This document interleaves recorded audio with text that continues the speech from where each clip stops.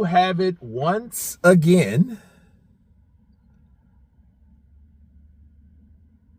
Eddie Hearn has given a deadline to Tyson Fury and states that he must come out of retirement within the next few weeks in order to make the AJ fight this summer. And let me counterpunch. You guys know it's historic. It's legendary, you know. Monday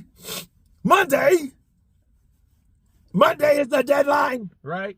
And we know Tyson Fury was, you know, hopped up, right? We know he was feeling himself that night, but, you know, he was making a deadline. My counterpunch to that is, for one, you don't make Tyson Fury do nothing. That's what people need to understand. Tyson Fury will probably, if he even knew he was coming back, he would probably purposely not come back within the few weeks, just to show he didn't have to come back in a few weeks, because he's not bending to what Eddie Hearn has to say. You know what I mean? And I think Eddie Hearn, that was foolish of him to do the same thing that Tyson Fury did prematurely back then. Nobody wanted to hear that. You see what I mean? Like, why would you then talk about what someone else that has been retired must do in order to fight a guy? I mean, that's just dumb. You know, let the man enjoy his retirement. You know, Tyson Fury is not moving to no one's drum. No beat of no one's drum except his own. You know, and so Tyson, you know, Eddie doing that, I just think, yeah, bro, I think it's hypocritical. I think it's hypocritical because, you know, they fell out and they were like, oh, what is this? Why is Tyson giving us a deadline and all this? Why is he, you know? And he was the first one to say, well, no, that's not going to happen, and it's not going to happen in this amount of time. This ain't going to work. We're not going to move that fast. We're doing what we can. So why would he expect Tyson Fury to do something that they weren't willing to do? Because it seems like the same energy is just now on the other side. Like, now you're trying to make Tyson Fury come out of retirement and give him a deadline. Don't give nobody a deadline that just announced retirement last week. What the fuck is wrong with you? That makes no sense to me. None. There is nothing on the table. There is no mandatory for none of these guys. You know, AJ don't have a mandatory. He doesn't have any of that stuff. He's just a person that's ready to fight, like he says. So why would you then say, oh, we must have a deadline? See, because all that could really mean is, it could mean that maybe, just maybe, Eddie Hearn is just trying to move on and trying to let everyone know that, hey, I'm about to move on based on Tyson Fury's inability to respond on time to make the fight by a certain time. That's all he's doing.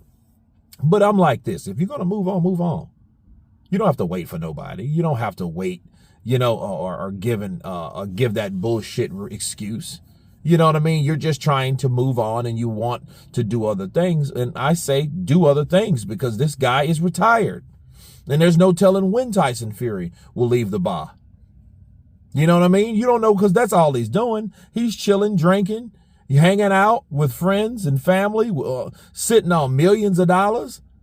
I wouldn't be doing shit either. If I would have heard that from Eddie Hearn saying, oh, he has to come out of retirement in 3 weeks to respond to me, I would laugh. I would laugh. I would laugh at this dude. You know what I mean? I would laugh at him. Because it's like, bro, what you're telling me, I just announced retirement. Now you're telling me, oh, now you're putting me on a deadline that I just retired. You're putting me on a deadline to respond to you for a fight that, you know, that for one already should have happened years ago. For two, there's not a championship belt or opportunity. I mean, not saying opportunity because there's always an opportunity, but there's no belt on the line for any of these guys. You know what I mean? And who else besides me are you going to make that amount of money with? Let's just be real.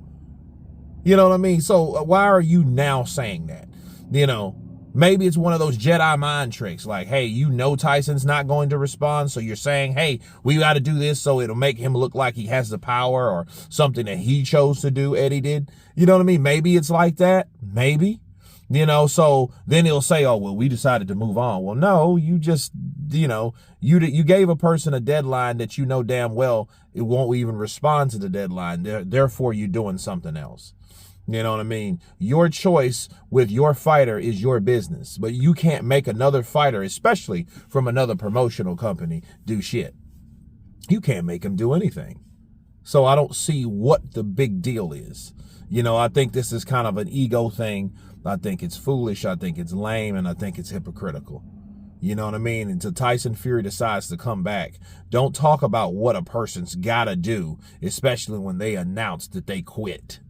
It's like, imagine that, people. Imagine you worked at a bank and somebody, one of your top bankers, has said, you know what, I quit.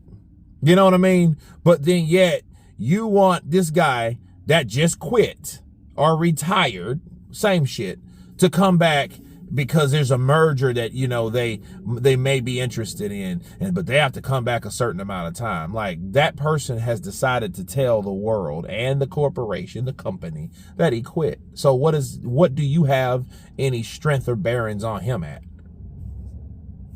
Counterpunch.